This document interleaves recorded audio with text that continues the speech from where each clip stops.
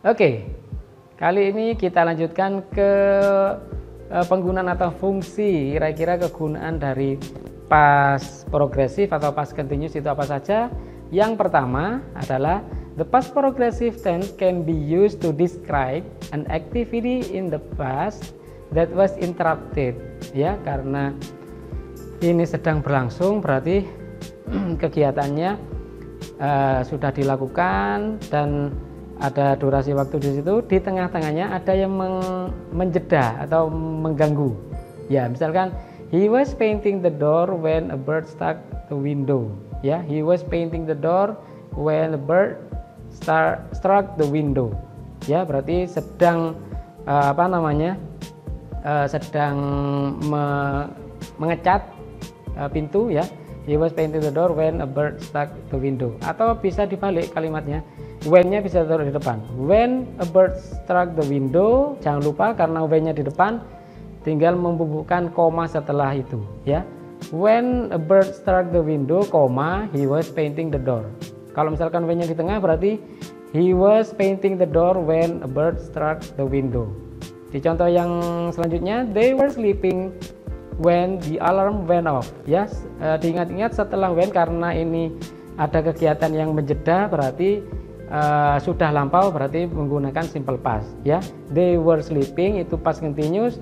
Kegiatan yang tiba-tiba terjadi atau yang menjeda di tengah-tengah waktu itu berarti yang simple past ya. They were sleeping when the alarm went off. Ya, went off berarti bentuk kedua dari go. Ya, they were sleeping when the alarm went off. Oke, continue. Yang kedua, the past progressive tense can be used for describing an action which is interrupted by a shorter action in the simple past. Ya, however, you can use a specific time as interruption. Hampir sama. Cuman ini bisa dikategorikan ke sesuatu yang sedang terjadi di waktu yang spesifik di penjelasan di awal ya. Last night at 7 p.m. I was eating dinner. Ya. Atau yesterday at this time I was sitting at my desk at work ya. Kira-kira di waktu yang sama tapi yang lampau, kegiatan yang sedang terjadi. Ya, yang terakhir, the past progressive tense can be used for describing an action that was taking place at the same time as another. Ini bisa dipakai untuk menjelaskan kegiatan yang sama-sama sedang terjadi. Ya, bisa pakai seperti ini. While they were painting the door, I was painting the windows. Ya, berarti subjeknya beda, bisa jadi beda. Tapi sama-sama sedang terjadi. While they were painting the door, I was painting the window. Atau kalau misalkan tidak mau menggunakan koma berarti I was painting the window while they were painting the door. Ya. Dua kegiatan yang sama-sama sedang terjadi di waktu yang lampau. Selanjutnya, he was playing game while she was singing a song. Ya, sama-sama. He was playing game sedangkan atau sementara itu bisa ya diartikan sementara itu bisa he was playing game while she was singing a song. Dia sedang bermain game sementara itu dia laki-laki was singing a song, sedang menyanyikan sebuah lagu ya. Umumnya ada 3 pengguna atau fungsi dalam past continuous ya. Itu bisa Anda pakai, bisa yang tadi ada sesuatu yang menjeda kegiatan di tengah-tengah kegiatan yang sedang terjadi, atau kegiatan yang sedang terjadi di waktu yang spesifik ya. Yang terakhir berarti yang sama-sama sedang terjadi. Itu bisa Anda pakai. Oke? Mudah-mudahan bisa dipahami. Saya lanjutkan ke pembahasan yang selanjutnya. Forming the present participle. Ya. Verb ing itu biasanya disebut dengan present participle ya. Kalau past participle itu yang verb 3. Kalau past verb berarti verb 2. Kalau base verbnya berarti verb 1. Kalau yang present participle berarti yang verb ing ya. The verb plus ing atau ing part the verb plus ing part is known as a present participle. It is formed like this ya. Kira-kira bagaimana kita menggunakan yang verb ing ya, misalkan play jadi playing, shout shouting, ya. Tapi ada beberapa lagi yang umum, ya, yang umumnya semua kata kerja langsung ditambahi dengan ing, ya. Tapi ada beberapa yang mengalami perubahan, misalkan for verb that end e, ya, ya, remove the e and add ing. Kalau misalkan ada kata kerja yang berakhiran huruf e, silakan dihilangkan e-nya dan ditambahi dengan ing. Misalkan prepare, p r e p e r e, ya, huruf e terakhir, e-nya dihilangkan, dibusek katanya orang Jawa, diganti dengan ing, ya, preparing.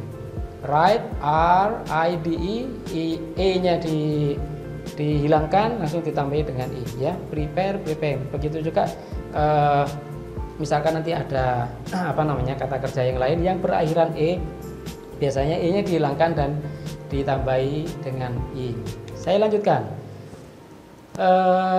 For verbs that end ie, ya, jika ada verb atau kata kerja yang berakhiran huruf i sama e, change the ie, ya, diganti huruf ie itu dengan huruf y, lalu ditambahkan dengan ing.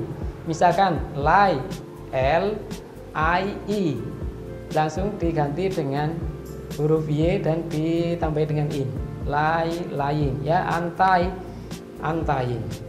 Ya, yang terakhir, for verbs whose last syllable is written consonant, vowel, consonant, atau biasanya disebut CVC, ya, berarti C itu consonant, V itu vowel, C lagi consonant. Ya, kalau misalkan ada yang berakhiran huruf consonant, vokal consonant, and is stressed, double the final consonant and add in, ya. Berarti kalau misalkan ada ketiga huruf terakhirnya ada huruf mati, huruf hidup, huruf mati, tinggal didobelkan saja atau huruf terakhirnya ditambah satu. Ya, misalkan run, r u n, berarti kan itu konsonan, vowel konsonan. Ya, tinggal didobelkan saja yang huruf terakhir. Run berarti running, ya, double n. Forgetnya tiga huruf terakhir konsonan, vowel, konsonan. Ya, huruf mati, huruf hidup, huruf mati. Forget jadi forgetting, t-nya yang didobelkan. Oke? Ya, itu cara penulisannya. Dan jangan lupa, saya sarankan ketika Anda mau menghafal kata-kata baru atau kosakata baru, alangkah lebih baiknya Anda juga mencoba untuk to spell, untuk mengeja, biar ketika nanti Anda menulis, Anda tahu tulisannya dengan benar. Ya, oke. Sebelum kita mencoba ke dalam sebuah kalimat, ada yang disebut dengan non-continuous verbs. Apa itu non-continuous verbs? Ya, non-continuous verb berarti ada beberapa verb yang tidak bisa diingkan karena termasuk dalam jenis non-continuous verb. Apa saja itu? Ya, non-continuous verbs are verbs that we do not normally use with continuous tense, atau bisa disebut stative verbs, are about state and not action, and they cannot express the continuous or progressive aspect. Ya, non-continuous itu bisa bukan atau tidak bisa diingkan, ya, karena stative verbs disebut stative verb karena tentang satu kondisi atau opini, perasaan yang tidak bisa dipakai untuk mengungkapkan kegiatan yang sedang berlangsung. Ya, apa saja itu? Ya, feelings, ya, misalkan hate, like, love, prefer, want, wish, ya, itu tidak bisa I am hating kalau misalkan present continuous, bukan I was hating my friend, bukan, tapi tetap menggunakan yang simple. Ya, I hate my friend, ya, itu bisa, bukan I am liking atau I was liking, ya, itu tidak bisa dipakai karena termasuk ke dalam kriteria non continuous verb.